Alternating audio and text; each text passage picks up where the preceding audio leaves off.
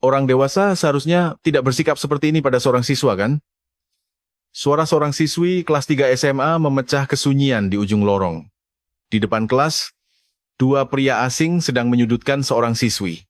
Satu pria melipat tangannya di dada, sementara yang satunya lagi menendang tas milik siswi tersebut. "Hei, dia temanmu. Kamu mau bayarin utangnya." Preman itu mendengus sinis sambil melangkah maju, membuat pandangan seluruh siswa serentak tertuju padanya. Tepat pada saat itu, siswi yang menegur tadi melangkah maju satu langkah. Sorot matanya tidak goyah sama sekali, dan ujung kakinya bergeser mengambil kuda-kuda dengan tenang. Tanpa mengucapkan sepatah kata pun, ia mencengkeram pergelangan tangan preman itu dan langsung memelintirnya ke bawah. Terdengar suara buk yang keras seiring dengan tubuh pria itu yang terhempas dan membentur dinding. Seketika, semua orang terpaku. "Sialan, apa-apaan ini? Bocah perempuan gila!" Pria itu berteriak sambil berusaha bangkit, tapi siswi itu sama sekali tidak menjawab. Sebelum cerita dilanjutkan, like dan komentar Anda sangat memberikan semangat yang besar bagi channel ini. Hari itu adalah Kamis sore yang biasa. Ruang kelas 3 dipenuhi dengan ketegangan menjelang ujian masuk perguruan tinggi, dan di lorong, para siswa yang baru selesai mengikuti bimbingan belajar tambahan sedang berkumpul dalam kelompok-kelompok kecil. Kirana sedang mengambil buku dari lokernya, ketika tiba-tiba ia mengangkat kepalanya karena mendengar keributan dari ujung lorong. "Bunga bulan ini saja 5 juta rupiah, tapi ibumu bahkan tidak mengangkat telepon. Sebagai anaknya, kamu yang harus tanggung jawab." Suara pria asing itu penuh dengan nada ancaman, sementara pria lain di sebelahnya hanya melipat tangan sambil tersenyum meremehkan. Jantung Kirana seakan mencelos saat melihat pemandangan itu. Siswi yang sedang disudutkan oleh para pria itu tidak lain adalah sahabat karibnya, Dinda. Dinda menundukkan kepalanya sambil gemetar ketakutan. Sementara siswa-siswa lain hanya berdiri mengamati dari kejauhan, tanpa berani mendekat. "Ibu saya sedang bekerja sekarang. Makanya tidak bisa dihubungi." Suara Dinda begitu pelan hingga nyaris tak terdengar. "Sedang bekerja? Terus kenapa? Memangnya siapa yang mau bayar utangnya?" Pria yang bernama Bagas itu menendang pelan tas Dinda sambil tersenyum sinis. Buku-buku pelajaran dan tempat pensil berhamburan keluar dari tas itu, dan Dinda langsung terduduk di lantai, mencoba memunguti barang-barangnya. Pada detik itulah, Kirana tidak bisa menahannya lagi. Kalian kan orang dewasa. Orang dewasa seharusnya tidak bersikap seperti ini pada siswa, kan? Suara Kirana menggema di sepanjang lorong, dan seketika semua mata tertuju padanya. Bagas perlahan menoleh dan menatap Kirana. "Apa-apaan ini? Kamu siapa?" "Saya temannya. Dan ini lingkungan sekolah, kalian tidak berhak bertindak kasar pada siswa di sini." Kirana melangkah maju dengan tenang, sama sekali tidak ada rasa takut di matanya. Bagas mendengus sinis dan berjalan mendekati Kirana. "Hei, kamu mau bayarin utang temanmu ini? Kalau tidak, mending kamu minggir. Boleh saya panggil polisi?" "Semua ancaman Anda barusan sudah saya rekam." Kirana dengan tenang mengangkat ponselnya, membuat ekspresi Bagas seketika mengeras. Namun, ia kembali tersenyum meremehkan dan mencoba mencengkeram pergelangan tangan Kirana. Tepat pada detik itu, Kirana dengan sigap memutar tubuhnya, menangkap pergelangan tangan pria itu, dan memelintirnya kuat-kuat ke arah bawah. Pria itu kehilangan keseimbangan dan tubuhnya terhempas ke dinding. "Arg, bocah gila ini." Bagas mencoba bangkit lagi, tetapi Kirana sudah melangkah mundur satu langkah. Kakinya secara alami telah berada dalam posisi kuda-kuda pertarungan, dan napasnya sama sekali tidak goyah. Siswa-siswa di sekitarnya menahan napas menyaksikan kejadian itu. "Apa yang baru saja kamu lakukan? Dari mana kamu belajar gerakan seperti itu?" Bagas berteriak sambil memijat pergelangan tangannya, tetapi Kirana tidak menjawab. Tepat pada saat itu, dari ujung lorong, Pak Yanto, petugas satpam sekolah, berlari menghampiri. "Sedang apa kalian di sini? Kalian tidak boleh membuat keributan di area sekolah." Suara satpam yang tegas membuat Bagas berdecak kesal dan melangkah mundur. Hari ini aku lepaskan kalian. Tapi hei, siapa namamu?" Kirana tetap menatapnya dalam diam, tak mengucapkan sepatah kata pun. Bagas tersenyum sinis dan segera pergi meninggalkan lorong bersama rekannya. Para siswa mulai berbisik-bisik. Dan beberapa di antaranya diam-diam merekam kejadian yang baru saja terjadi dengan ponsel mereka. Kirana diam-diam mendekati Dinda dan mengulurkan tangannya. "Kamu tidak apa-apa?" Dinda mengangguk dengan mata berkaca-kaca, dan Kirana membantunya memunguti barang-barang yang berserakan di lantai. Pak Yanto menatap kedua siswi itu dengan raut khawatir dan bertanya dengan suara rendah. "Kirana, gerakan tadi. Kamu belajar dari mana?" "Saya cuma diajari oleh kakak perempuan saya, Pak." Jawaban Kirana singkat. Tetapi tatapan Pak Yanto menjadi semakin dalam. Ia adalah seorang pensiunan TNI yang sudah lama ditempa oleh kehidupan militer, dan instingnya langsung menyadari bahwa gerakan yang baru saja ditunjukkan Kirana bukanlah sekadar teknik pertahanan diri biasa. Malam harinya, Kirana pulang ke rumah seperti biasa. Mereka tinggal di sebuah paviliun sederhana berlantai 2, hanya berdua dengan kakaknya. Saat ia membuka pintu depan, kakaknya, Saras, sedang melakukan peregangan di ruang tamu dengan pakaian olahraga. "Sudah pulang? Ada kejadian apa di sekolah hari ini?" Suara kakaknya terdengar tenang, tetapi Kirana sempat tersentak kaget. Enggak ada apa-apa kok. Kakak tahu dari mana. Cukup melihat ekspresimu saja, kakak sudah tahu. Nggak usah cerita kalau nggak mau. Sebagai gantinya, porsi latihan malam ini, kakak lipat gandakan." Saras tersenyum tipis sambil menggelar matras, sementara Kirana menghela napas panjang dan meletakkan tasnya. Malam itu, kedua kakak beradik tersebut melanjutkan latihan bela diri taktis jiu-jitsu di ruang tamu. Kirana mencoba mencengkeram pergelangan tangan kakaknya dan melancarkan teknik kuncian. Tetapi dalam sekejap Saras membalikkan keadaan, melumpuhkan Kirana, dan berkata, "Gerakan yang kamu pakai di sekolah tadi, itu kuncian pergelangan tangan tingkat 2 yang kakak ajarkan kan? Ya, kamu melakukannya dengan baik. Tapi lain kali, kamu harus lebih berhati-hati. Kamu tidak pernah tahu siapa lawanmu." Suara kakaknya terdengar hangat, tetapi ada ketegasan di dalamnya. Kirana mengangguk dan kembali mengambil posisi. Latihan malam itu baru selesai, setelah pukul 10 malam. Namun, malam itu, Kirana tidak tahu bahwa video kejadian di sekolah sudah viral dan menyebar di berbagai media sosial, dan bahwa Bagas sedang merencanakan balas dendam. Keesokan paginya, sekolah sudah gempar dengan berbagai rumor. Kalian lihat videonya nggak? Kemarin di lorong kelas 3, ada siswi yang berhasil menjatuhkan preman lintah darat. Wah, serius? Ada videonya? Ada. Sekarang videonya lagi viral di grup-grup WhatsApp. Saat Kirana berjalan menyusuri lorong, bisik-bisik terus terdengar dari belakangnya, dan beberapa siswa menatapnya curi-curi pandang sambil memainkan ponsel mereka. Kirana berusaha untuk tidak memedulikannya, tetapi begitu ia masuk ke kelas, ia langsung merasakan suasana yang berbeda. Teman-teman yang biasanya akrab dengannya pun menghindari kontak mata, dan bahkan Dinda hanya duduk menunduk di kursinya. "Kirana, kamu nggak apa-apa?" Dimas, teman sebangkunya, bertanya dengan hati-hati. Tapi Kirana hanya mengangguk pelan. "Iya, aku nggak apa-apa. Bukan masalah besar." Namun, sebelum jam pelajaran pertama dimulai, suara pengumuman terdengar dari ruang guru melalui pengeras suara. Panggilan untuk siswi kelas 3 IPA, Kirana, harap segera datang ke ruang guru sekarang juga. Suasana kelas mendadak hening, dan Kirana perlahan bangkit dari tempat duduknya. Selama berjalan menyusuri lorong, pikirannya berkecamuk. Apakah ia akan mendapat masalah karena kejadian kemarin?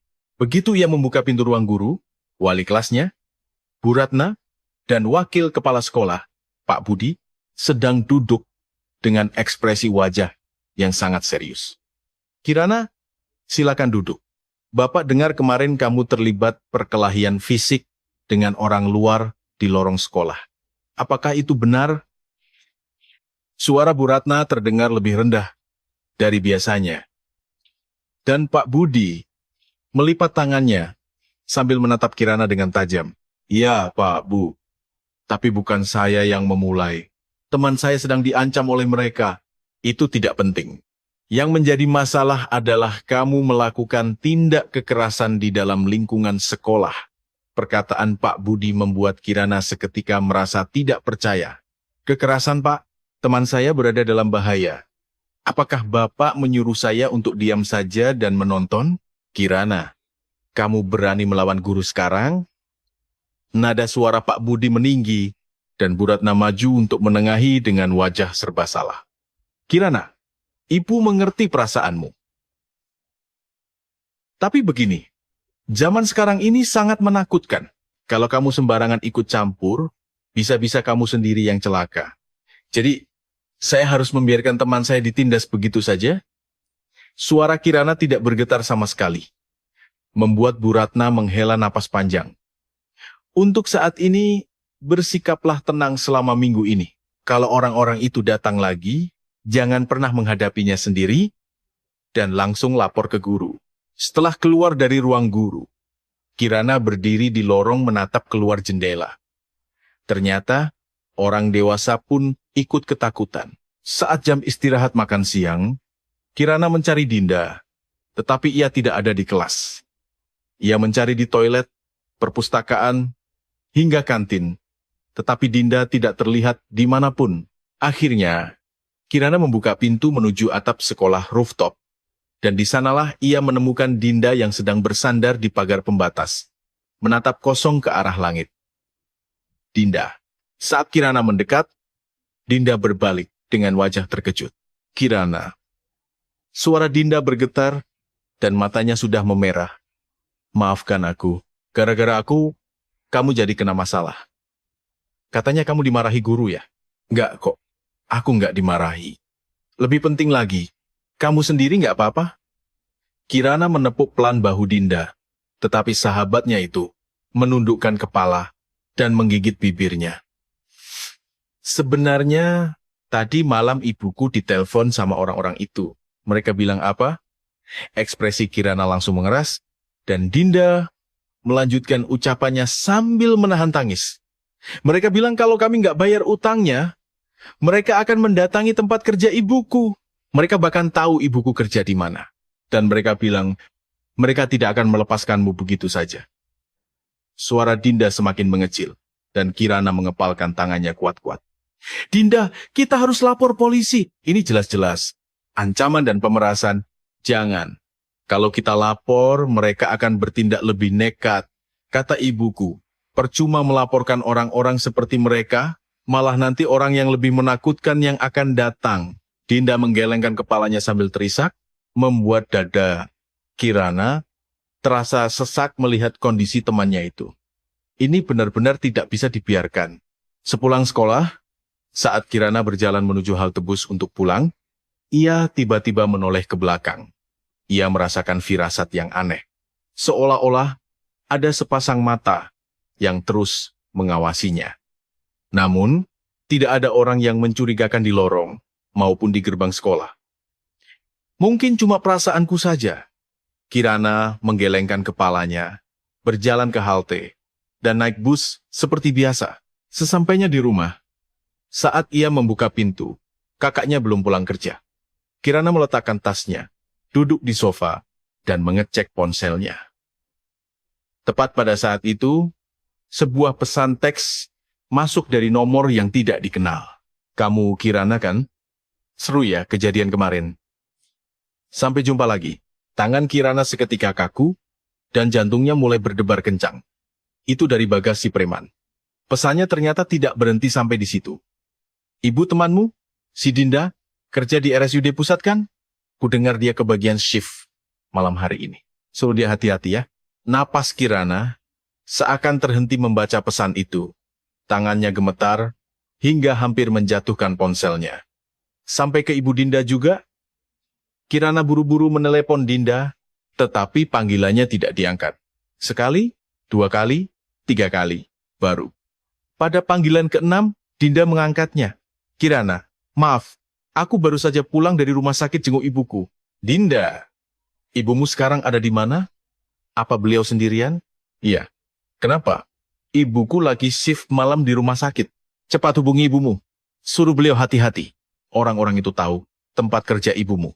Suara Kirana terdengar panik, dan Dinda yang baru menyadari situasi itu langsung menjerit ketakutan. Apa? Terus, gimana dong? Kirana, gimana kalau ibuku nggak angkat teleponnya? Keduanya sama-sama dilanda kepanikan. Dengan tangan gemetar, Kirana kembali mengecek pesan di ponselnya. Saat itu, satu pesan lagi masuk. Ketakutan? Tenang saja, hari ini kami cuma mau mampir untuk sapa-sapa. Permainan sebenarnya baru akan dimulai besok. Bulu kuduk Kirana meremang membaca pesan itu. Orang-orang ini benar-benar mengerikan. Tak lama, terdengar suara pintu depan terbuka dan kakaknya Saras pulang dari kerja. Kirana, kakak pulang, nanti malam kita makan ah. Saras langsung menghentikan ucapannya saat melihat wajah adiknya yang pucat pasi dan ekspresinya seketika berubah tegang. Ada apa? Kirana menyerahkan ponselnya dengan tangan gemetar kepada kakaknya. Begitu membaca pesan-pesan tersebut, tatapan Saras berubah menjadi sedingin es. Kirana, ceritakan semuanya dari awal. Apa yang terjadi di sekolah kemarin? Suara kakaknya terdengar pelan, tetapi ada aura menakutkan yang menyertainya. Kirana akhirnya menceritakan semuanya. Mulai dari insiden preman yang mengancam Dinda, bagaimana ia melumpuhkannya, hingga pesan ancaman yang baru saja diterimanya hari ini. Saras mendengarkan dalam diam, lalu merangkul bahu adiknya. Oke, kakak mengerti. Sekarang biar kakak yang selesaikan. Kamu tidak usah khawatir. Mulai besok, kakak yang akan antar kamu ke sekolah. Dan kita juga harus melindungi Ibu Dinda. Suara kakaknya terdengar sangat tegas. Dan pada detik itu juga, Kirana bisa menghela napas lega. Namun, Kirana belum tahu satu hal. Ia tidak tahu bahwa kakaknya, Saras, adalah mantan anggota pasukan khusus elit SAT 81 Gultor Kopassus. Dan ia tidak tahu bahwa kakaknya sudah mulai bergerak secara diam-diam. Malam itu, setelah Kirana tertidur, Saras diam-diam mengambil ponselnya. Halo, Mas Bima, ini Saras. Ada urusan mendesak, apa Mas bisa bantu? Terdengar suara berat seorang pria dari seberang telepon, dan tatapan mata Saras menjadi semakin tajam. Preman bernama Bagas itu belum tahu siapa sebenarnya kakak dari siswi yang ia ganggu, dan ia tidak sadar bahwa nasibnya sudah ditentukan malam itu. Keesokan paginya, Kirana bangun lebih awal dari biasanya. Ia tidak bisa tidur nyenyak semalaman. Pikirannya terus tertuju pada pesan ancaman itu, dan dadanya sesak karena mengkhawatirkan Dinda serta ibunya. Saat ia berjalan ke ruang tamu, kakaknya sudah mengenakan pakaian olahraga dan sedang melakukan peregangan, tumben bangun pagi. Mandi sana, sarapan sudah kakak siapkan. Suara Saras terdengar tenang seperti biasa. Tetapi Kirana bisa merasakan bahwa sorot mata kakaknya berbeda dari kemarin. Matanya terlihat lebih tajam, seolah memancarkan tekad yang kuat untuk melakukan sesuatu. Sambil sarapan, Saras berbicara dengan pelan. Mulai hari ini, kakak yang antar kamu ke sekolah. Waktu pulang juga kakak yang jemput. Kak, nggak usah sampai segitunya. Kirana, ini bukan negosiasi. Turuti saja kata-kata kakak. Suara kakaknya tidak bisa dibantah, dan Kirana tidak berani melawan lagi. Tepat pukul 8 pagi, dua bersaudara itu keluar rumah. Sambil menyetir, Saras bertanya pada adiknya, apa Dinda masuk sekolah hari ini? Sepertinya iya. Semalam pas aku telepon dia bilang gak apa-apa. Bagaimana dengan ibunya Dinda? Syukurlah semalam nggak terjadi apa-apa.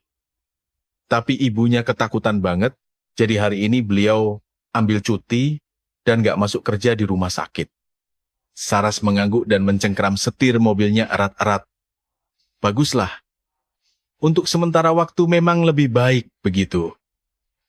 Mobil berhenti tepat di depan gerbang sekolah. Saat Kirana hendak turun, ia menoleh ke belakang. Kak, omong-omong, orang yang kakak telepon semalam itu siapa? Oh, mantan rekan kerja kakak dulu. Sekarang dia dinas di kepolisian. Bareskrim, kakak cuma minta sedikit bantuan darinya. Polisi? Iya. Jangan khawatir. Biar kakak yang urus semuanya. Saras tersenyum, tipis, dan mengelus kepala Kirana, sementara Kirana mengangguk dan turun dari mobil. Sepanjang jalan dari gerbang menuju kelas, Kirana terus mengedarkan pandangannya, waspada kalau-kalau ada orang mencurigakan. Namun, ia hanya melihat siswa-siswi seperti biasa, membuatnya bisa bernapas lega. Begitu masuk kelas, Dinda sudah duduk di bangkunya. Dinda, kamu nggak apa-apa? Saat Kirana mendekat, Dinda mengangkat kepalanya. Matanya bengkak. Jelas terlihat kalau ia menangis semalaman. Kirana, maafkan aku. Gara-gara aku, kamu jadi begini. Ngomong apa sih kamu? Kita kan sahabat. Lagi pula ini bukan salahmu tapi salah preman-preman jahat itu. Kirana menggenggam erat tangan Dinda, dan Dinda mengangguk sambil menahan air matanya.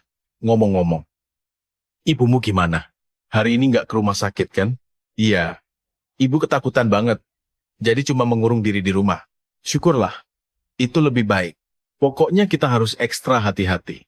Keduanya berbicara dengan suara pelan, sementara anak-anak lain di kelas curi-curi pandang sambil kembali berbisik-bisik. Namun kali ini, baik Kirana maupun Dinda tidak memedulikan mereka. Saat pelajaran jam pertama dimulai, Kirana menatap keluar jendela sambil melamun. Semoga masalah ini cepat selesai, batinnya. Namun, tiba-tiba pintu kelas terbuka dengan kasar. Pak Yanto, satpam sekolah, masuk dengan wajah panik. Kirana, keluar sebentar, ada hal penting. Guru yang sedang mengajar pun mengangguk karena kaget, dan Kirana buru-buru bangkit, lalu keluar ke lorong. Ada apa Pak Yanto? Di depan gerbang sekolah sekarang, ada mobil mencurigakan yang mondar-mandir.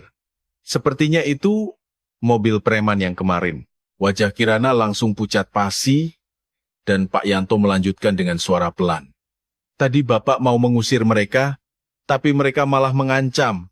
Katanya suruh hubungi mereka kalau kamu sudah keluar. Mereka ngincar kamu. Saya, Pak? Iya. Makanya Bapak cepat-cepat ngasih tahu kamu. Apa kamu punya orang yang bisa dihubungi? Kirana ragu sejenak, lalu mengangguk. Iya, saya akan hubungi kakak saya, Pak. Kakak yang ngajarin kamu bela diri kemarin itu? Ya. Pak Yanto menatap Kirana sejenak sebelum bertanya dengan suara pelan. Kirana, kalau boleh tahu, kakakmu itu dulunya kerja di mana? Ya. Kenapa, Pak? Enggak. Bapak cuma perhatikan teknik yang kamu pakai kemarin. Itu bukan teknik bela diri sembarangan yang bisa dipelajari di tempat biasa. Itu teknik perkelahian taktis jarak dekat yang biasa dipakai militer. Suara Pak Yanto terdengar serius. Dan Kirana seketika bingung harus menjawab apa. Sebenarnya, Kirana sendiri tidak tahu pasti di mana dan apa pekerjaan kakaknya dulu. Saya kurang tahu pasti, Pak. Kakak cuma bilang dia suka olahraga bela diri. Begitu ya? Ya sudah, cepat hubungi kakakmu. Bapak akan terus berjaga di area gerbang. Pak Yanto menepuk bahu Kirana dan bergegas pergi. Dengan tangan gemetar, Kirana mengambil ponselnya dan menelepon kakaknya. Baru 2 kali nada sambung berbunyi, Saras langsung mengangkatnya. Kirana, ada apa? Kak, orang-orang itu ada di depan sekolah, kata Pak Satpam. Mereka nungguin aku. Oke, kakak ke sana sekarang. Kamu tetap di dalam kelas. Jangan pernah keluar dari gedung sekolah. Suara Saras terdengar tenang, namun tersirat kemarahan yang mendalam di dalamnya. Setelah telepon ditutup, Kirana kembali ke kelas. Kakak mau datang. Semuanya pasti baik-baik saja. Tapi jantungnya terus berdebar kencang, dan waktu terasa berjalan sangat lambat.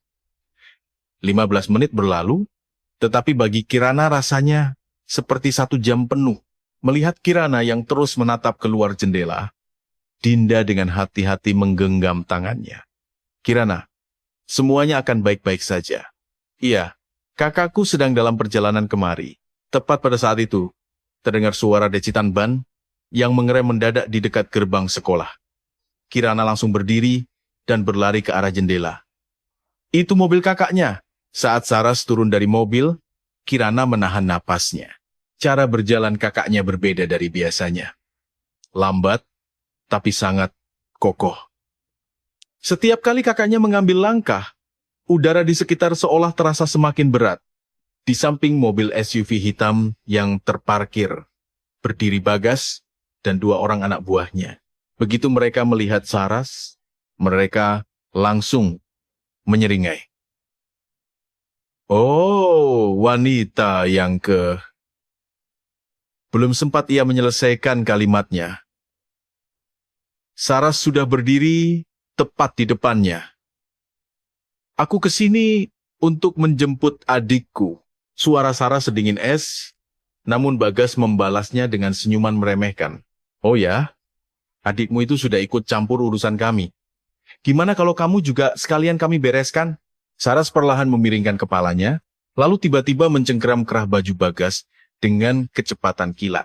Tubuh Bagas seketika terdorong dan menghantam badan mobil dengan keras, menimbulkan suara dentuman yang menggema di halaman sekolah. Hari ini akan kutunjukkan pada kalian apa jadinya kalau kalian berani menyentuh adikku. Salah satu anak buah Bagas langsung menerjang sambil mengayunkan tinjunya, tetapi Saras hanya sedikit menunduk untuk menghindar, lalu langsung menangkap lengan pria itu. Terdengar suara tulang berderak yang diikuti teriakan kesakitan, dan Saras mendorongnya menjauh sebelum beralih ke lawan berikutnya. Pria kedua menyerang dari arah belakang, namun tanpa menoleh sedikit pun, Saras menendang lutut pria itu dengan tumitnya secara presisi. Pria itu langsung tumbang ke tanah.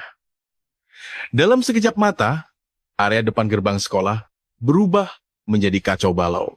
Siswa-siswa yang berkerumun di jendela kelas serentak bersorak takjub. Siapa perempuan itu? Katanya itu kakaknya Kirana. Dinda menggenggam erat tangan Kirana dan berkata dengan nada antusias, Kirana, kakakmu keren banget. Di bawah sana, pertarungan masih berlanjut. Bagas yang sedang bersandar di mobil, tiba-tiba memasukkan tangannya ke dalam jaket. Mata Kirana terbelalak. Kakak, awas! Kirana membuka jendela dan berteriak. Tetapi Saras sudah menyadarinya lebih dulu. Saat Bagas hendak mengeluarkan sesuatu, Saras menendang pergelangan tangan pria itu dari bawah ke atas. Sesuatu terlempar dari tangannya, dan ternyata itu adalah sebilah pisau lipat kecil. Kalian berani bawa pisau ke depan sekolah? Suara Saras menjadi semakin mengerikan, dan Bagas tanpa sadar melangkah mundur ketakutan. Kamu ini sebenarnya siapa? Kamu tidak perlu tahu. Ingat ini, jangan pernah sentuh adikku lagi.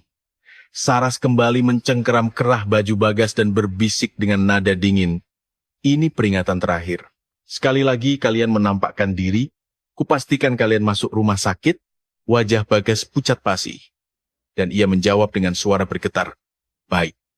Saras mendorongnya menjauh dan menatap para preman yang sudah terkapar satu persatu. Bangun dan enyah dari sini. Jangan pernah berani menginjakkan kaki di sekitar sekolah ini lagi.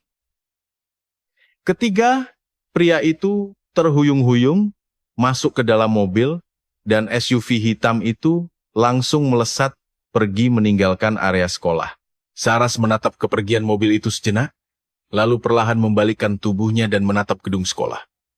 Matanya bertemu dengan mata Kirana yang berdiri di jendela lantai 3. Saras tersenyum tipis dan melambaikan tangannya. Kirana akhirnya bisa menghembuskan napas lega dan terduduk lemas Sementara Dinda buru-buru memapahnya. Kirana, kamu nggak apa-apa. Iya, aku nggak apa-apa. Sore harinya. Kirana, Kirana, pulang ke rumah. Kirana, bersama Polana. Kakak pernah masuk militer ya? Tanya. Kirana hati-hati. Ya. Saras terdiam sejenak sebelum akhirnya mengangguk. Iya. Waktu kakak masih muda, kakak pernah bertugas di pasukan khusus. Pasukan khusus? Tapi kenapa kakak berhenti? Itu masa lalu. Sekarang kakak cuma ingin hidup normal dan damai. Suara kakaknya terdengar tenang, tetapi Kirana menyadari bahwa tangan kakaknya mencengkeram setir dengan sangat kuat. Kakak pasti sudah melewati masa-masa yang berat, batin Kirana. Namun, Kirana tidak tahu bahwa di dalam mobil preman tadi, Bagas sedang menelepon atasannya untuk melaporkan kejadian tersebut. Dan atasan Bagas sudah mulai menyelidiki siapa sebenarnya identitas Saras. Malam itu, Kirana tidak bisa tidur, dan hanya berbaring di tempat tidurnya. Adegan saat kakaknya melumpuhkan para preman itu terus berputar di kepalanya. Kakaknya adalah mantan pasukan khusus. Kirana membolak-balikkan badannya sampai ia mendengar suara dari arah ruang tamu. Kakaknya sedang menelepon seseorang. Iya, Mas Bima, makanya aku minta tolong. Suara kakaknya terdengar rendah dan serius. Tolong selidiki orang yang namanya Bagas. Dia preman lintah darat di daerah sini, tapi dia sampai berani memeras anak sekolah. Terdengar jeda sejenak, lalu kakaknya kembali berbicara. Terima kasih, Mas. Dan tolong kabari aku kalau ternyata ada orang besar di belakangnya. Aku merasa ini bukan sekadar kasus utang piutang biasa. Setelah telepon ditutup, terdengar helaan napas panjang. Kirana diam-diam membuka pintu kamarnya dan berjalan ke ruang tamu. Kakak belum tidur. Kirana, kamu juga belum bisa tidur ya? Saras menepuk-nepuk sofa di sebelahnya, dan Kirana duduk di samping kakaknya. Kak, kejadian tadi siang itu menakutkan banget, ucap Kirana. Saras menggelengkan kepalanya. Enggak, bagi kakak itu belum seberapa. Tapi gara-gara aku, kakak bisa terluka. Kirana, ini bukan salahmu. Justru kakak bangga karena kamu punya keberanian untuk melindungi temanmu. Saras mengelus rambut Kirana sambil tersenyum hangat. Ngomong-ngomong, kakak beneran mantan pasukan khusus? Iya.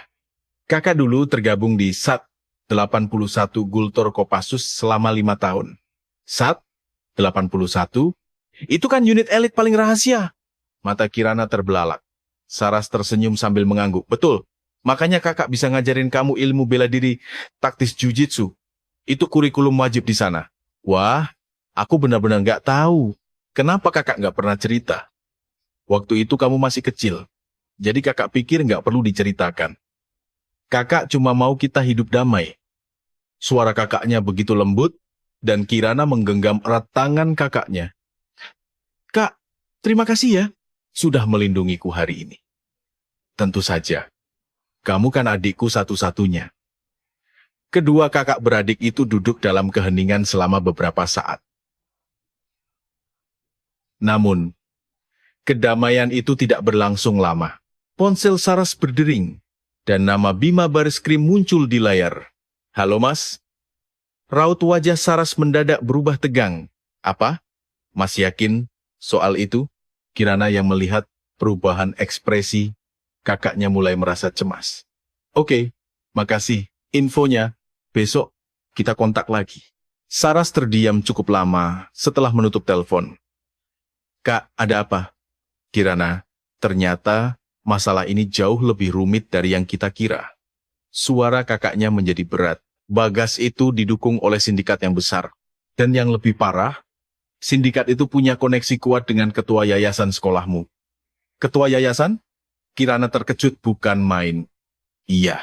Kenalan kakak di kepolisian bilang, akhir-akhir ini memang banyak kasus pinjaman online ilegal dan pemerasan yang menyasar siswa di daerah ini. Tapi setiap kali ada laporan, kasusnya selalu mandek. Kenapa bisa begitu? karena ada orang berkuasa di atas sana yang menutupinya. Makanya pihak kepolisian pun tidak bisa sembarangan bertindak. Saras mengepalkan tangannya, dan dada Kirana terasa sesak. Terus kita harus gimana, Kak? Untuk saat ini, kita harus kumpulkan bukti. Mas Bima dari kepolisian akan bantu kita. Pihak kepolisian sebenarnya juga sudah lama memantau kasus ini. Saras merangkul bahu adiknya. Kirana, untuk sementara waktu kamu harus ekstra hati-hati di sekolah. Preman-preman itu mungkin gak berani datang langsung ke sekolah lagi, tapi mereka bisa pakai cara lain. Mengerti? Dan sampaikan juga ke Dinda, supaya dia lebih waspada. Jangan pernah jalan sendirian. Iya, Kak. Besok langsung kusampaikan. Mereka kembali terdiam, dan Kirana menatap profil wajah kakaknya dari samping. Kakakku mengorbankan begitu banyak demi melindungiku. Keesokan paginya, suasana di sekolah benar-benar berbeda. Karena insiden kemarin viral di media sosial, Kirana mendadak jadi selebriti di sekolah. Itu Kirana. Kakaknya kemarin keren banget ya.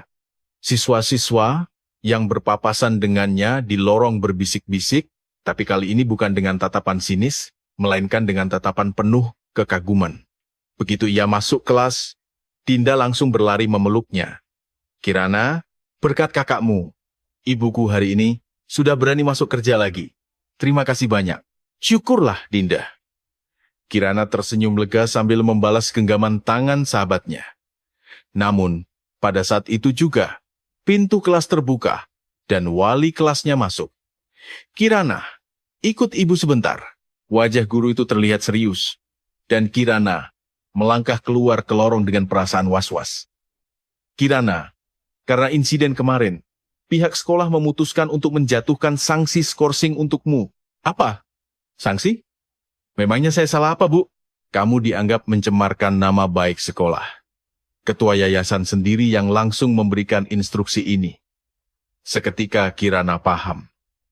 Ketua yayasan, orang yang disebutkan kakaknya semalam, perang sesungguhnya baru saja dimulai. Mencemarkan nama baik sekolah?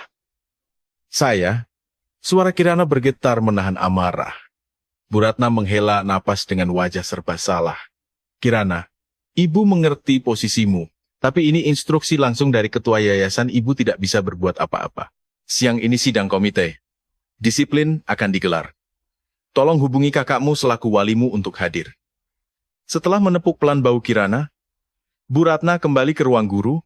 Kirana berdiri terpaku di lorong sambil mengepalkan tangannya kuat-kuat. Ketua yayasan turun tangan langsung. Berarti ucapan kakak benar. Saat jam istirahat siang, Kirana diam-diam menelepon kakaknya.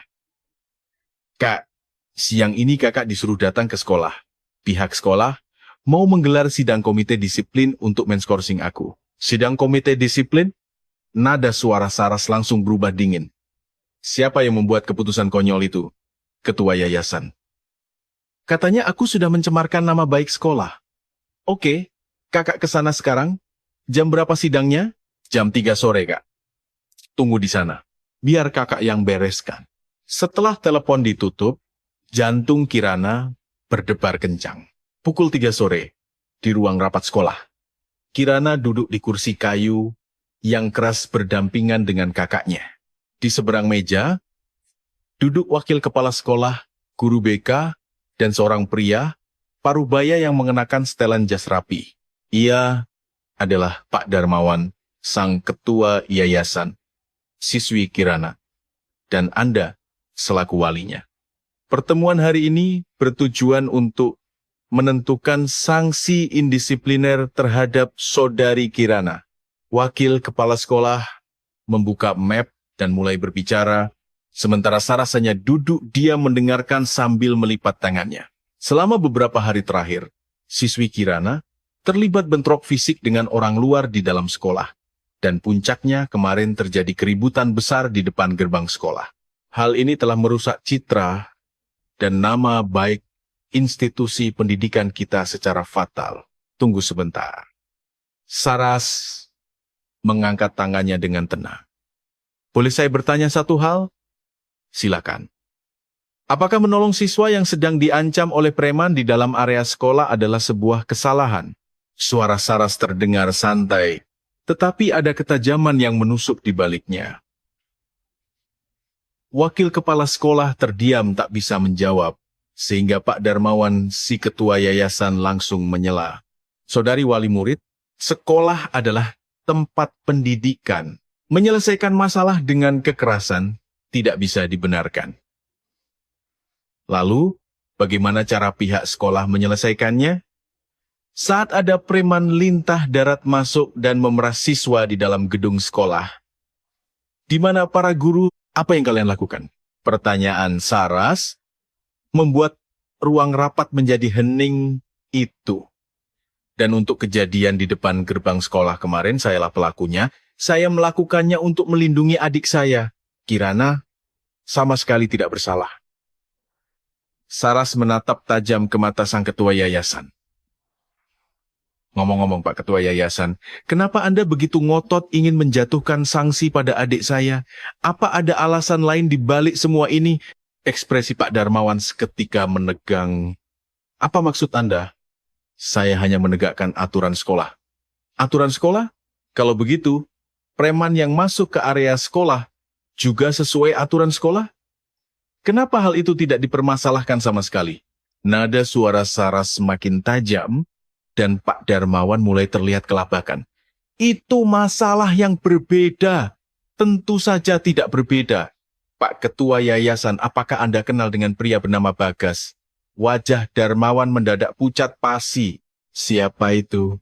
Preman yang memeras adik saya. Kudengar orang itu mengelola bisnis pinjaman ilegal di daerah ini. Jangan-jangan Bapak punya hubungan dengannya? Suasana di dalam ruangan langsung membeku.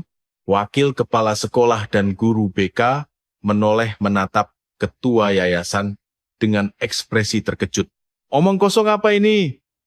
Apa Anda punya buktinya? Darmawan menggebrak meja dan berteriak, tetapi Saras sama sekali tak bergeming. Buktinya sebentar lagi akan keluar. Pihak kepolisian Bareskrim saat ini sedang menyelidikinya. Apa? Dan Pak Ketua Yayasan? Tahukah Anda siapa saya? Saras perlahan bangkit berdiri dan melangkah mendekati Darmawan. Saya mantan anggota pasukan elit SAT 81 Gultor Kopassus. Saya pernah mengabdi untuk negara ini selama 5 tahun. Menurut Anda, apakah orang seperti saya akan tinggal diam melihat adik saya diperlakukan tidak adil oleh pihak sekolah? Sorot mata Saras sedingin es balok, membuat Darmawan secara refleks memundurkan kursinya. Ini, Anda mengancam saya? Bukan. Ini peringatan. Saras meraih tangan Kirana dan mengajaknya berdiri. Silakan berikan sanksi, apapun sesuka Anda. Sebagai gantinya, saya juga akan bertindak sesuka saya. Saya akan laporkan korupsi dan kebobrokan yayasan ini ke Dinas Pendidikan, dan saya akan viralkan semuanya ke media massa. Tunggu dulu. Darmawan berteriak panik, tetapi Saras tidak menoleh sedikit pun, dan langsung membuka pintu ruang rapat. Ayo pulang, Kirana. Iya Kak, kedua kakak beradik itu berjalan menyusuri lorong, sementara suara panggilan panik Darmawan terdengar sayup-sayup dari belakang. Mbak Saras, tunggu sebentar. Mari kita bicarakan ini baik-baik. Namun Saras tidak menghentikan langkahnya. Sesampainya di mobil, Kirana menatap kakaknya dan bertanya, Kak, apa benar-benar nggak apa-apa? Tenang saja. Sekarang pihak merekalah yang akan runtuh duluan. Saras tersenyum percaya diri sambil menyalakan mesin mobil. Namun malam itu, di sebuah ruangan kantor yang remang-remang, Pak Darmawan, sang ketua yayasan, sedang melakukan panggilan telepon. Bos, kita punya masalah. Kakak dari siswi itu ternyata mantan anggota Kopassus SAT 81. Kalau kita terus memaksa, kita yang akan hancur. Dari seberang telepon, terdengar suara pria yang berat dan dingin. SAT 81 Gultor ya? Menarik. Baiklah, biar aku sendiri yang turun tangan. Permainan kini naik ke tingkat yang jauh lebih berbahaya. 4 hari telah berlalu. Suasana sekolah terasa sangat aneh karena terlalu tenang. Sejak sidang komite disiplin hari itu, ketua yayasan tidak pernah lagi menyinggung soal skorsing Kirana, dan para preman itu juga tak pernah menampakkan batang hidungnya. Kirana, kok akhir-akhir ini sepi banget ya? Tanya Dinda dengan raut cemas. Dan Kirana pun mengangguk setuju. Iya, aku juga ngerasa ada yang aneh. Rasanya kayak ketenangan sebelum badai datang. Malam harinya, Kirana sedang makan malam bersama kakaknya di pavilion mereka. Kak, rasanya keadaan belakangan ini terlalu sepi kan? Iya, kakak juga memikirkan hal yang sama. Saras meletakkan garpunya dengan wajah serius. Mas Bima dari kepolisian baru saja ngasih kabar. Katanya si Bagas tiba-tiba menghilang. Menghilang? Iya. Dia nggak pernah muncul di tempat-tempat tongkrongannya, dan nomor ponselnya mati. Suara Saras terdengar berat. Bukankah itu bagus, Kak? Tidak. Ini justru sangat berbahaya. Saat musuh diam, disitulah momen yang paling menakutkan. Tepat pada saat itu, ponsel Saras berdering. Layarnya menampilkan nomor yang tidak dikenal. Saras ragu sejenak sebelum akhirnya mengangkat panggilan itu. Halo, dengan saudari Saras. Senang berkenalan dengan Anda. Terdengar suara pria yang rendah dan sangat tenang dari seberang sana. Ekspresi Saras langsung mengeras. Siapa ini? Nama saya tidak penting, tapi saya dengar. Belakangan ini, Anda sering merepotkan orang-orang saya. Orang-orang Anda, apakah Anda bosnya Bagas? Anda memang cerdas. Sesuai reputasi sebagai mantan prajurit elit, saya tidak ingin mencari ribut dengan Anda. Saya hanya minta Anda mundur dari urusan ini secara diam-diam. Adik saya sedang diancam, dan Anda menyuruh saya untuk diam saja?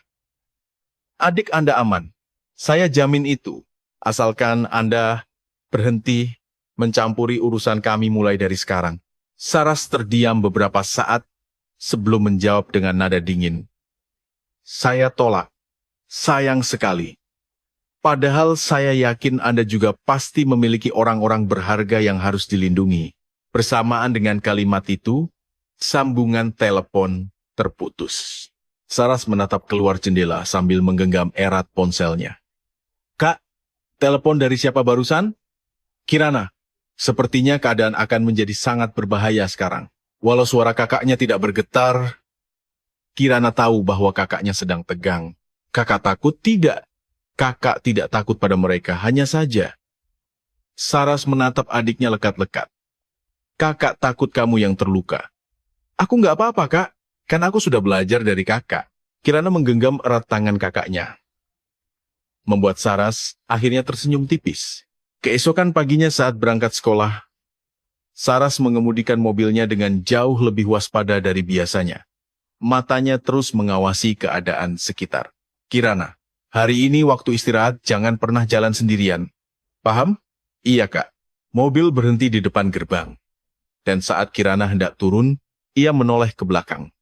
Kakak juga hati-hati ya. Kalau terjadi sesuatu, langsung telepon kakak. Kirana mengangguk dan turun. Namun, begitu ia melewati gerbang sekolah, ia merasakan tatapan tajam yang tidak asing. Ia menoleh ke sekeliling, tetapi tidak menemukan satupun wajah yang mencurigakan. Perasaanku saja mungkin, tapi begitu ia tiba di kelas, ia mendapati Dinda sedang menunggunya dengan wajah pucat pasi. Kirana, gawat. Ada apa, Dinda? Ibuku dapat telepon lagi. Kali ini yang telepon orang lain, suaranya mengerikan banget. Tubuh Dinda bergetar hebat, dan jantung Kirana rasanya mau copot. Dia bilang apa? Dia bilang kalau minggu ini utangnya nggak dilunasi, dia sendiri yang akan mendatangi aku ke sekolah. Dinda akhirnya meledak dalam tangis. Kirana memeluk sahabatnya itu sambil mengepalkan tangan kuat-kuat. Ia tahu, komplotan itu tidak akan menyerah begitu saja. Saat jam istirahat siang, Kirana bersembunyi untuk menelepon kakaknya. Kak, ibunya Dinda ditelepon lagi. Ada yang ngancam mau datang ke sekolah nyariin Dinda. Apa? Kakak ke sana sekarang. Kakak jemput kalian berdua. Tapi Kak, Ini masih jam pelajaran. Persetan dengan jam pelajaran. Kalian dalam bahaya. Cepat keluar ke gerbang. Nada suara kakaknya sangat panik. Kirana segera menarik tangan Dinda dan menyelinap keluar kelas. Saat menuruni tangga dan berjalan menyusuri lorong, Kirana tiba-tiba merasakan kehadiran seseorang di belakangnya. Ia menoleh cepat, tapi lorong itu kosong melompong. Kirana, ayo cepat, desak Dinda. Keduanya berlari kencang menuju gerbang sekolah. Di sana, mobil SUV kakaknya sudah menunggu, dan Saras berdiri di luar mobil dengan mata elang yang mengawasi setiap sudut. Cepat naik. Begitu Kirana dan Dinda masuk ke mobil, Saras langsung menyalakan mesin. Namun, belum sempat mobil itu melaju, sebuah mobil SUV hitam besar tiba-tiba memotong jalan dan menghadang mereka. Saras langsung menginjak rem mendadak hingga mobilnya berdecit keras. Kalian berdua, jangan pernah keluar dari mobil. Apapun yang terjadi, perintah Saras dengan tegas pada adiknya. Dari dalam SUV hitam itu, turunlah seorang pria berpakaian jas rapi. Usianya sekitar akhir 40-an. Dengan ekspresi santai, ia berjalan mendekati mobil Saras. Saras perlahan membuka pintu dan keluar dari mobilnya. Jadi, Anda orang yang menelpon saya semalam? Tepat sekali. Suatu kehormatan bisa bertemu langsung dengan Anda, Mbak Saras. Pria itu membungkuk sopan, namun sorot matanya berkilat dingin. Jangan pernah berani menyentuh adikku. Ini peringatan terakhirku. Peringatan, saya ini seorang pengusaha. Saya hanya ingin menyelesaikan masalah ini dengan cara bisnis yang rasional. Rasional? Mengancam anak sekolah Anda sebut rasional? Suara Saras menajam, namun pria itu hanya tersenyum simpul. Mbak Saras, saya dengar Anda mantan anggota Kopassus SAT 81 Gultor. Tapi dunia ini bukanlah medan perang militer. Dunia nyata jauh lebih rumit dari yang Anda bayangkan. Rumit atau tidak, kalau Anda menyentuh adik saya akan menghancurkan Anda sampai ke akar-akarnya. Pandangan keduanya saling beradu, memancarkan ketegangan yang luar biasa. Di dalam mobil, Kirana menahan napas dengan tangan berkeringat dingin. Kakak, tolong hati-hati, batinnya. Dinda terus memegangi lengan Kirana sambil gemetar. Mbak Saras, saya beri Anda satu kesempatan terakhir. Mundurlah dari urusan ini. Pria berjas itu berbicara sambil tersenyum santai. Namun Saras sama sekali tak bergeming. Sudah kubilang, aku menolak. Kalau begitu, terpaksa. Dalam sekejap mata, Saras bergerak secepat kilat. Ia langsung mencengkeram kerah baju pria itu dan menghempaskannya ke badan mobil SUV hitam tersebut. Apa karena aku mantan militer kau pikir bisa meremehkanku? Kau bilang ini bukan medan perang? Suara Saras terdengar sangat rendah dan mengancam, membuat wajah pria itu seketika meringis kesakitan. Dari dalam SUV hitam, turunlah beberapa pria bertubuh kekar. Bos, teriak mereka, namun Saras sudah melangkah mundur dan mengambil kuda-kuda bersiap menghadapi mereka. Maju kalian semua, biar ku hadapi. Kirana yang menonton dari dalam mobil meneteskan keringat dingin. Pria kekar pertama menerjang, sambil mengayunkan pukulan besar. Namun, Saras menunduk, menghindar dengan luwes, lalu menyapu kaki pria itu, hingga ia terbanting keras ke aspal. Saat pria pertama tumbang, pria kedua menyergap dari belakang. Tanpa perlu berbalik, Saras langsung menghujamkan sikunya dengan telak ke arah ulu hati pria tersebut. Pria itu langsung jatuh berlutut sambil terbatuk-batuk kehabisan napas. Saras lalu berjalan perlahan mendekati pria berjas itu. Inilah jawabanku. Ada pertanyaan lagi? Pria berjas itu merapikan dasinya sambil tertawa sinis. Luar biasa. Sesuai dugaan dari mantan pasukan khusus elit. Tapi Mbak Saras, di dunia ini lebih banyak hal yang tidak bisa diselesaikan hanya dengan otot. Lalu dengan apa? Kekuasaan? Pria itu merogoh sakunya dan mengeluarkan ponsel, lalu memperlihatkan layarnya pada Saras. Di layar itu, terpampang foto-foto Kirana dan Dinda yang diambil secara diam-diam selama berada di sekolah. Ekspresi Saras langsung membeku. Apa-apaan ini? Bukan apa-apa. Ini hanya polis asuransi saya. Kalau Anda terus mengganggu bisnis saya pastikan anak-anak ini tidak akan pernah bisa menjalani kehidupan sekolah yang damai. Kalian mengancam anak-anak? Bukan ancaman, ini fakta. Lapor ke dinas pendidikan, panggil wartawan, atau lapor polisi pun percuma. Orang-orang yang membekingi saya jauh lebih besar dari yang bisa Anda bayangkan. Pria itu tersenyum santai dan berbalik masuk ke mobilnya. Saya beri Anda waktu 1 minggu untuk memikirkannya. Setelah SUV itu pergi, Saras berdiri kaku dengan tangan mengepal hebat. Kirana buru-buru keluar dari mobil dan berlari memeluk kakaknya. Kakak nggak apa-apa. Iya, kakak nggak apa-apa.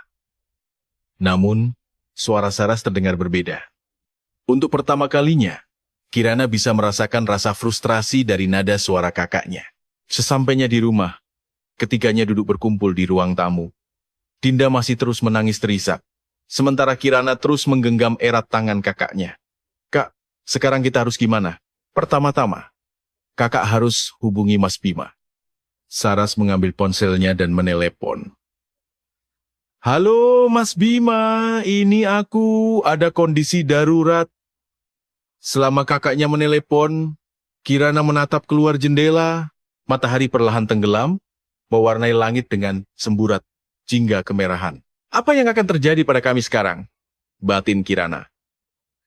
Setelah menutup telepon, Saras berkata dengan wajah sangat serius. Mas Bima bilang, nama pria berjas tadi itu Hendra Kusuma. Dia salah satu pengusaha paling berpengaruh di kota ini, tapi di belakang layar dia mengendalikan berbagai bisnis haram. Kalau gitu, kenapa polisi nggak tangkap dia aja, Kak? Protes Kirana. Saras menggeleng. Itu masalahnya. Dia punya hubungan dekat dengan anggota Dewan Kota dan para petinggi polisi. Kalau nggak ada bukti kuat yang tertangkap tangan, nggak ada yang berani menyentuhnya. Lalu kita harus gimana? Mas Bima mau ketemu besok. Kita akan cari caranya sama-sama. Malam itu, Kirana kembali tak bisa memejamkan mata. Dari arah ruang tamu, ia kembali mendengar suara kakaknya yang sedang menelepon. Iya, orang yang kusebutkan waktu itu. Apa sekarang masih bisa dihubungi? Kirana diam-diam bangkit dan mengintip dari balik pintu. Teman satu angkatan kita di SAT, 81 yang sekarang kerja di BIN, Badan Intelijen Negara, itu loh. Aku rencananya mau minta tolong sama dia. Jeda sesaat. Aku tahu ini sangat berisiko, tapi ini menyangkut nyawa adikku. Aku nggak bisa diam saja.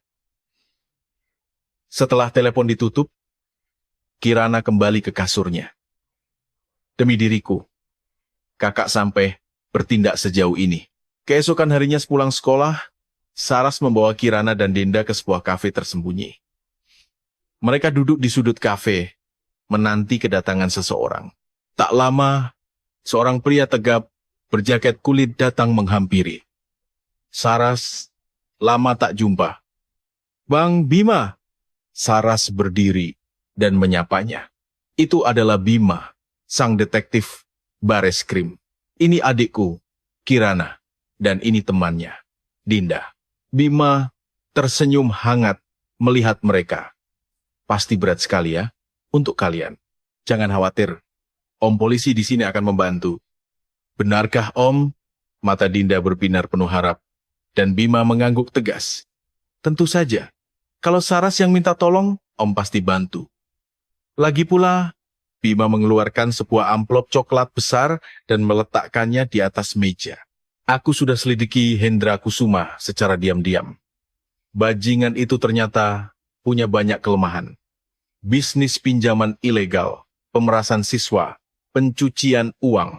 Asal kita punya bukti telak, kita bisa menjebloskannya ke penjara dalam sekejap. Mata Saras berbinar. Gimana cara kita dapat buktinya, Mas? Itu susahnya.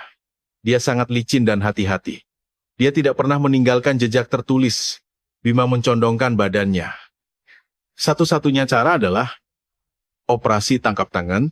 Kita harus merekam saat dia melakukan transaksi uang ilegal, atau saat dia mengancam secara langsung, berarti kita harus menjebaknya.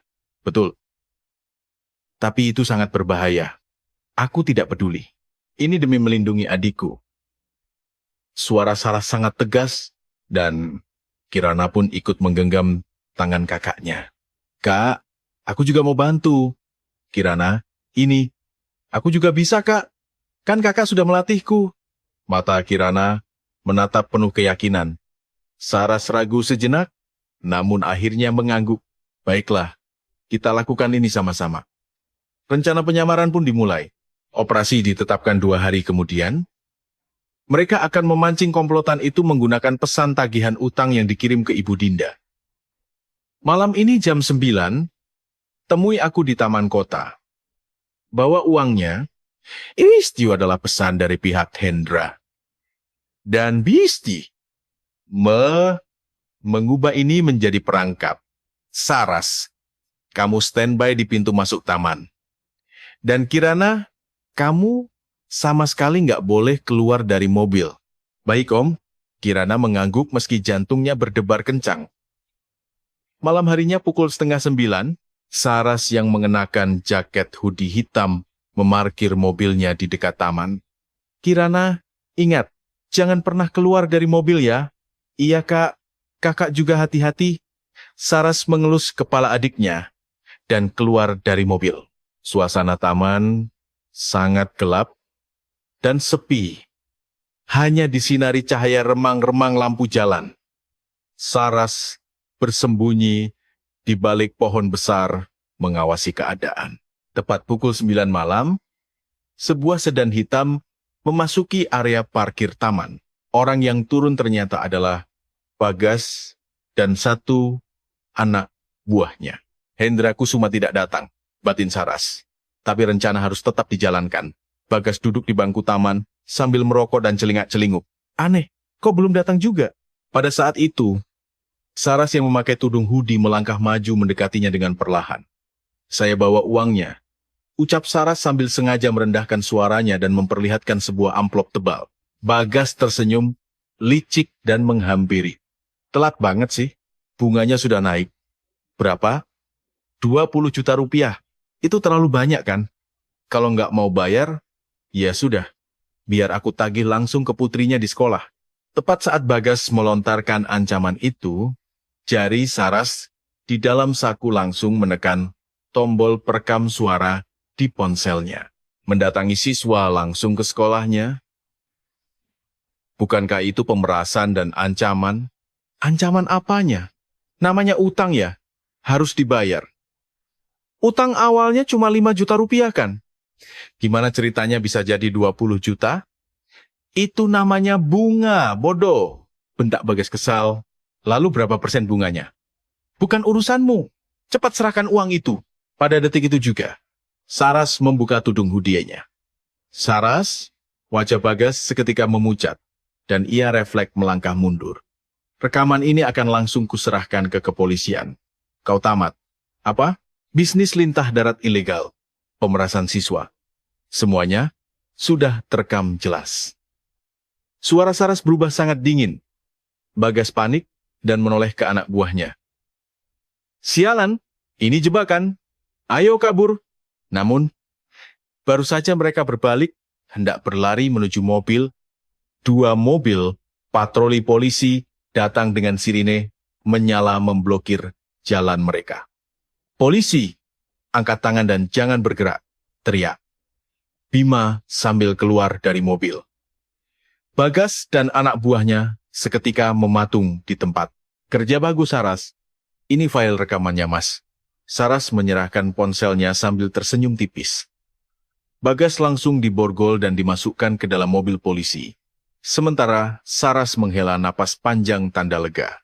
Kirana yang sedari tadi menonton dari dalam mobil akhirnya tak tahan lagi. Ia membuka pintu dan berlari memeluk kakaknya. Kak, kamu lihat kan? Preman itu sudah tamat. Apa? Semuanya sudah benar-benar berakhir? Belum. Target utama kita adalah Hendra Kusuma. Mata Saras kembali menajam, dan Kirana pun mengangguk paham. Bima menghampiri mereka berdua. Bagas sudah kita amankan. Kalau bajingan ini buka mulut, kita bisa dapat benang merah yang mengarah ke Hendra Kusuma. Terima kasih, Bang Bima. Sama-sama. Besok, kalau ada hasil interogasi, Abang kabari. Malam itu, Hendra Kusuma mengamuk di kantornya. Bagas ditangkap. Si tolol itu, ia menggebrak meja kerjanya dengan amarah meledak-ledak. Sang sekretaris bertanya dengan ketakutan. Bos, apa yang harus kita lakukan sekarang? Perempuan bernama Saras itu, aku sendiri yang harus membereskannya. Sorot mata Hendra Kusuma memancarkan niat membunuh yang pekat. Pertarungan yang sebenarnya baru saja dimulai. 4 hari berlalu. Selama proses penyidikan terhadap Bagas berjalan, sekolah tampak kembali damai. Tapi Saras tidak pernah lengah sedikit pun. Kirana, hari ini kakak antar lagi ya? Kak, emangnya ini belum aman ya? Belum. Hendra Kusuma masih bebas berkeliaran. Sore harinya, Bima menelepon Saras dengan nada panik. Saras, gawat! Si Bagas tutup mulut. Apa? Kenapa? Hendra Kusuma menyewa pengacara mahal untuknya, dan sepertinya Bagas diancam. Kalau dia buka mulut, keluarganya yang akan dihabisi. Wajah Saras mengeras. Dasar licik.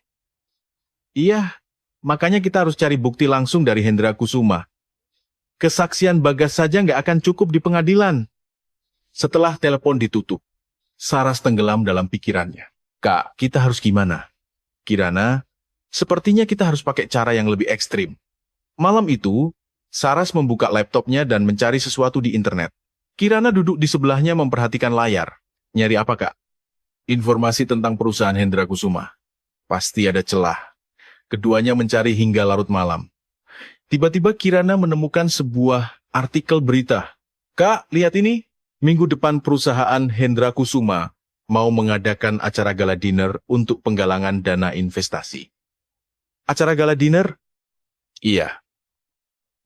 Dan di sini tertulis kalau ketua yayasan sekolahku dan beberapa anggota DPRD juga bakal hadir. Mata Saras langsung berbinar. Di acara seperti itulah, transaksi uang suap biasanya dilakukan. Kalau kita menyusup ke sana, bahaya banget kan, Kak? Iya. Tapi kalau kakak sendirian malah lebih bahaya karena kakak tidak punya pengawas mata di lapangan. Kirana, kakak butuh bantuanmu. Aku mau ikut, Kak. Mata Kirana tidak menunjukkan keraguan, dan Saras menganggukkan kepalanya dengan mantap. Oke. Tapi ingat, kamu harus ikuti semua perintah kakak. Keesokan harinya, Saras menemui Bima lagi. Mas, aku mau menyusup ke acara gala dinner itu. Kamu gila. Di sana pasti banyak pejabat, dan pengawalnya super ketat. Tapi ini satu-satunya cara, Mas. Bima menghela napas panjang, lalu menyerahkan sebuah benda kecil. Ini kamera pengintai seukuran kancing. Pasang di bajumu. Kamera ini akan menyiarkan video secara langsung ke monitor asalku. Aku akan memantau dari luar hotel bersama tim. Makasih, Mas Bima. Hari H acara gala dinner tiba. Saras dan Kirana mengenakan gaun malam yang elegan dan pergi menuju hotel bintang 5 tersebut. Di pintu masuk hall ballroom, beberapa petugas keamanan berbadan tegap sedang memeriksa undangan. Mohon tunjukkan undangan Anda, ucap salah satu petugas. Saras menyerahkan undangan palsu kelas atas yang sudah ia siapkan melalui koneksi intelijennya. Petugas itu memeriksanya sebentar sebelum mengangguk hormat. Silakan masuk, Nyonya. Suasana di dalam ballroom sangat mewah. Lampu gantung kristal bersinar terang, dan para tamu yang mengenakan jas serta gaun mahal tampak mengobrol sambil memegang gelas sampahnya. Jantung Kirana berdebar kencang saat melihat sekeliling. Kak, lihat ke sana. Di sudut ruangan yang agak tertutup, Hendra Kusuma sedang mengobrol serius dengan Pak Darmawan, sang ketua yayasan sekolah. Itu mereka. Ayo kita mendekat. Saras dan Kirana mengambil gelas sampahnya dari pelayan dan berpura-pura mengobrol sambil perlahan berjalan mendekati meja Hendra. Kamera kancing di dada Saras sedang merekam semuanya. Pak Ketua Yayasan, soal masalah di sekolah kemarin. Apakah semuanya sudah aman terkendali? Suara Hendra terdengar pelan. Tentu saja, Pak Hendra. Jangan khawatir, masalah siswi itu sudah saya atur agar ditutup rapat-rapat. Pak Darmawan tertawa pelan. Bagus. Kalau begitu, ini adalah dana bantuan yang saya janjikan. Darmawan membuka koper kecilnya, dan Hendra memasukkan sebuah amplop coklat tebal yang sangat padat ke dalamnya. Kirana menahan napas, itu dia buktinya. Tepat pada detik itu, Hendra Kusuma tanpa sengaja menoleh dan bertatapan langsung dengan Saras. Matanya seketika menyipit tajam. Permisi, apakah Anda tamu undangan di sini? Hendra melangkah mendekat. Saras membalas dengan senyuman elegan. Ya, saya sangat tertarik dengan portofolio investasi perusahaan Anda. Begitu ya? Tapi wajah Anda sepertinya tidak asing. Hendra memandangi wajah Saras lekat-lekat, lalu ekspresinya berubah drastis. Mbak Saras, kebetulan sekali kita bertemu di sini. Benar, Pak Hendra. Suara Saras tetap tenang, namun ketegangan di antara mereka bisa dirasakan oleh siapa saja. Hendra langsung menoleh ke arah para pengawalnya dan memberi isyarat tangan. Tolong antar kedua nyonya ini keluar. Dua pria berbadan raksasa langsung mendekat. Kalian sudah melakukan pelanggaran masuk tanpa izin. Hendra tersenyum sinis. Saras langsung menarik tangan Kirana. Lari. Mereka berdua berlari menerobos kerumunan tamu menuju pintu keluar belakang. Para pengawal berbaju hitam langsung mengejar, membuat seisi ballroom menjadi riuh dan kacau. Saat berlari menyusuri lorong hotel, Kirana bertanya dengan panik. Kak, videonya udah terekam. Sudah. Kita cuma perlu keluar dari gedung ini. Mereka berlari menuju tangga darurat, tapi dari arah atas juga muncul beberapa pengawal yang turun mencegat mereka. Jalan buntu, teriak Kirana. Saras memutar otak dengan cepat ke toilet perempuan. Mereka berdua berlari masuk ke dalam toilet dan segera mengunci pintu utama dari dalam. Terdengar suara gedoran keras dari luar. Buka pintunya. Kalian tidak bisa kabur. Saras segera mengeluarkan ponselnya dan mengirim pesan ke Bima. Bukti transaksi suap sudah terekam. Posisi sekarang di toilet lantai 3 hotel. Cepat masuk. Kirana, bertahanlah sedikit lagi. Iya, Kak. Saat Kirana mengintip dari jendela kecil toilet, ia melihat 3 mobil polisi dengan sirine menyala sedang memasuki lobi hotel. Kak, polisi udah datang. Syukurlah. Namun detik berikutnya, terdengar suara dobrakan keras hingga engsel pintu toilet jebol. Para pengawal itu berhasil mendobrak masuk. Gimana ini? Kirana panik. Namun, Saras berdiri melindunginya di belakang. Namun, sebelum pria itu bisa bertindak, Saras dengan gerakan super cepat memelintir lengannya hingga terdengar suara tulang patah, menjatuhkannya ke lantai. Pengawal kedua ikut menyerang, tapi Saras melompat dan menendang dada pria itu dengan kekuatan penuh, membuatnya terpental, menabrak pintu bilik toilet. Hebat juga. Pantas saja kamu mantan pasukan khusus SAT 81. Suara tepuk tangan pelan terdengar dari lorong. Hendra Kusuma berjalan perlahan masuk ke area toilet yang berantakan itu. Mbak Saras, kurasa permainan kucing-kucingannya cukup sampai di sini. Anda yang harusnya berhenti. Berhenti merusak masa depan anak-anak sekolah. Nada suara Saras terdengar sangat mematikan. Saya tahu kalian merekam sesuatu. Tapi percuma. Pengacara saya akan membebaskan saya dalam hitungan jam.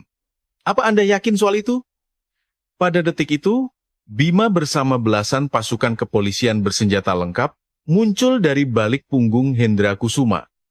Hendra Kusuma, Anda ditangkap atas tuduhan penyuapan pejabat, pencucian uang, dan pemerasan. Wajah Hendra langsung pucat pasi. Apa-apaan ini? Kami sudah menerima siaran langsung, video dari kamera pengintai Mbak Saras. Rekaman saat Anda menyerahkan uang suap kepada ketua yayasan, terekam dengan sangat jelas HD. Tangan Hendra Kusuma akhirnya diborgol. Kirana langsung memeluk erat kakaknya. Kak, kita berhasil. Iya, Kirana. Semuanya sudah benar-benar berakhir sekarang. Lobi hotel dipenuhi oleh kilatan blitz kamera wartawan dan barisan polisi. Hendra Kusuma dan Pak Darmawan sang ketua yayasan digiring menuju mobil tahanan dengan tangan terborgol. Lepaskan, kalian tidak tahu berurusan dengan siapa? Hendra terus berteriak memberontak, namun para petugas tanpa ampun mendorongnya masuk ke dalam mobil polisi. Saras dan Kirana berdiri berdampingan bersama Bima mengamati kejadian itu. Saras, kamu memang luar biasa. Aku nggak nyangka kasus mafia sebesar ini bisa diselesaikan sebersih ini. Ini semua berkat bantuan Mas Bima. Enggak, ini berkat keberanianmu dan adikmu. Bima menatap Kirana sambil tersenyum hangat. Kirana juga hebat sekali loh. Pasti tadi takut banget kan? Sedikit sih Om. Tapi karena ada Kak Saras, aku merasa aman. Kirana menggenggam tangan kakaknya dengan erat. Keesokan paginya, berita penangkapan Hendra Kusuma menjadi headline di seluruh stasiun televisi nasional. Pengusaha lokal terkemuka Hendra Kusuma ditangkap atas dugaan bisnis pinjaman ilegal dan penyuapan. Ketua Yayasan SMA swasta turut terseret. Skandal korupsi dunia pendidikan terbongkar. Kirana menonton berita pagi itu sambil menghela napas panjang penuh kelegaan. Kak, ini benar-benar udah selesai kan? Iya, kali ini benar-benar selesai. Saras mengelus rambut adiknya dan tersenyum tulus. Suasana di sekolah telah berubah drastis. Saat Kirana berjalan menyusuri lorong, para siswa menyapanya dengan senyuman ramah. Kirana, kamu hebat banget. Berkat kamu dan kakakmu, sekolah kita jadi bersih dari korupsi. Dinda berlari memeluk Kirana sambil menangis terharu. Kirana, terima kasih banyak. Ibuku bilang utangnya sudah diputihkan oleh polisi, dan sekarang ibu bisa kerja dengan tenang lagi. Syukurlah, Dinda. Kedua sahabat itu saling berpelukan dan tersenyum bahagia. Saat jam istirahat makan siang, Pak Yanto, sang satpam, memanggil Kirana. Kirana, sini sebentar. Kirana menghampiri pos satpam dan Pak Yanto memberinya sebotol teh manis dingin. Kirana, kakakmu itu benar-benar wanita yang luar biasa ya. Iya, Pak. Saya juga baru tahu rahasianya kemarin. Tapi kamu juga nggak kalah hebat. Punya keberanian maju demi membela teman yang sedang diancam. Itu sangat luar biasa.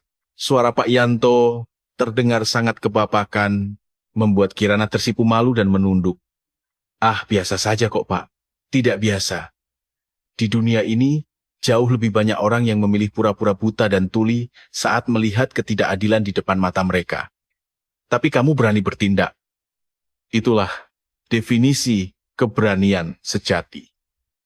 Dada Kirana terasa hangat mendengar pujian itu. Malam harinya, Kirana sedang duduk bersantai bersama kakaknya di sofa ruang tamu. Kak, setelah semua ini selesai, kakak mau ngapain? Entahlah, mungkin jalani hidup normal dan damai seperti biasa. Normal kata kakak, Kirana bertanya dengan nada bercanda. Kakaknya tertawa dan mengacak-acak rambut Kirana. Iya, hidup normal. Oh iya, ngomong-ngomong Kirana, mulai hari ini, porsi latihanmu, kakak, lipat gandakan, jadi 2 kali lipat ya. Gara-gara kejadian kemarin, kakak sadar kalau kemampuan fisikmu masih jauh dari kata cukup. Ya kakak, protes Kirana. Tetapi Saras sudah membentangkan matras di lantai. Malam itu, kedua bersaudara itu kembali berlatih jiu-jitsu hingga larut malam. Dan suara tawa ceria mereka memenuhi seluruh sudut rumah. Namun dalam hati, Kirana menyadari satu hal. Ia sadar bahwa kini ia juga memiliki kekuatan untuk mengubah dunia di sekitarnya. Dan kekuatan itu berasal dari keberanian yang diajarkan oleh kakaknya. Pertarungan besar memang sudah berakhir, tapi perjalanan hidupnya yang sesungguhnya baru saja dimulai. 1 bulan kemudian, sekolah memiliki ketua yayasan yang baru, dan peraturan perlindungan hak asasi, serta anti perundungan siswa resmi diterbitkan. Lorong-lorong sekolah kini terasa sangat damai. Kirana sedang makan siang bersama Dinda, dan tertawa lepas. Kirana, ibuku titip salam dan terima kasih banyak buat kamu dan kakakmu. Kami sekarang sudah bisa hidup tenang. Sama-sama Dinda. Aku ikut senang mendengarnya. Dinda menggenggam tangan Kirana dengan mata berkaca-kaca. Sore harinya sepulang sekolah, Pak Yanto kembali memanggil Kirana. Kirana, bulan depan Bapak sudah mau pensiun dan pulang kampung ke Jawa. Kenapa Pak? Ya, umur Bapak sudah tua. Sudah waktunya istirahat, menghabiskan masa tua. Tapi berkat kamu dan kakakmu, masa-masa terakhir Bapak bertugas di sini menjadi sangat bermakna. Pak Yanto menepuk bahu Kirana sambil tersenyum hangat. Di dunia ini, banyak orang yang berpaling dari kejahatan. Tapi kamu berani menghadapinya. Jangan pernah hilangkan keberanian itu ya nak. Pasti Pak, akan selalu saya ingat. Di depan gerbang sekolah. Mobil SUV kakaknya sudah menunggu. Saat Kirana masuk ke mobil, ia menatap keluar jendela dan berkata pelan. Kak, setelah ngelewatin semua ini, aku belajar banyak hal. Belajar apa? Ternyata yang paling menakutkan itu bukan perkelahian dengan preman, tapi sikap pura-pura tidak tahu dari orang-orang sekitar. Semua orang sebenarnya tahu kalau Dinda diperas, tapi mereka semua diam saja.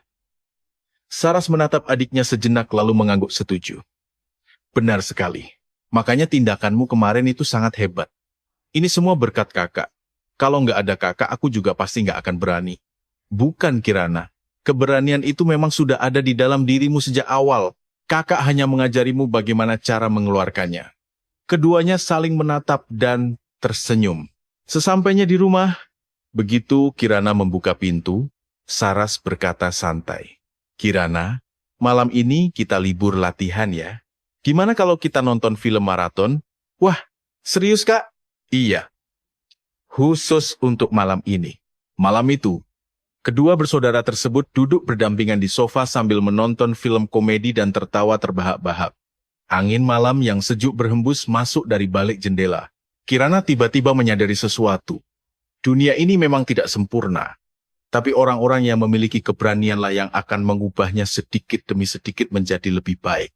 Keesokan paginya, Kirana bangun lebih awal dan berangkat ke sekolah dengan semangat. Saat sedang berjalan menyusuri lorong, ia melihat seorang siswa kelas 1 sedang dipalak dan diganggu oleh beberapa kakak kelasnya. Kirana menghentikan langkahnya sejenak, mengambil napas dalam-dalam, lalu berjalan menghampiri mereka. Kak, tolong hentikan. Jangan bersikap seperti itu. Suara Kirana terdengar sangat tenang, namun memancarkan ketegasan yang mutlak. Kakak kelas itu langsung mengenali wajah Kirana, berdeham canggung, dan mundur perlahan. Sorry, cuma bercanda kok. Mereka pun segera pergi meninggalkan tempat itu. Adik kelas tersebut membungkuk hormat kepada Kirana. Terima kasih banyak, Kak. Sama-sama. Lain kali kalau ada kejadian kayak gini lagi, jangan diam saja dan langsung laporkan ya. Kirana tersenyum hangat lalu kembali, melangkah menuju kelasnya. Ucapan kakaknya memang benar. Keberanian itu memang sudah ada di dalam dirinya sejak awal. Dan kini, ia tahu persis bagaimana cara menggunakannya. Malam itu, saat sedang makan malam berdua bersama kakaknya, Kirana tiba-tiba berkata, Kak, kalau sudah besar nanti, aku pengen jadi polisi. Polisi? Iya, kayak Bang Bima. Aku pengen bisa melindungi orang-orang yang lemah dan gak berdaya. Mendengar itu, Saras menatap adiknya dengan penuh kebanggaan dan tersenyum hangat. Ide yang sangat bagus, kakak pasti akan bantu kamu mewujudkannya. Kedua kakak beradik itu saling melakukan high five. Sementara di luar jendela, cahaya senja memancarkan warna keemasannya yang paling indah. Pertarungan melawan sindikat kejahatan memang sudah berakhir, tetapi kisah dan perjalanan hidup Kirana yang sesungguhnya baru saja dimulai.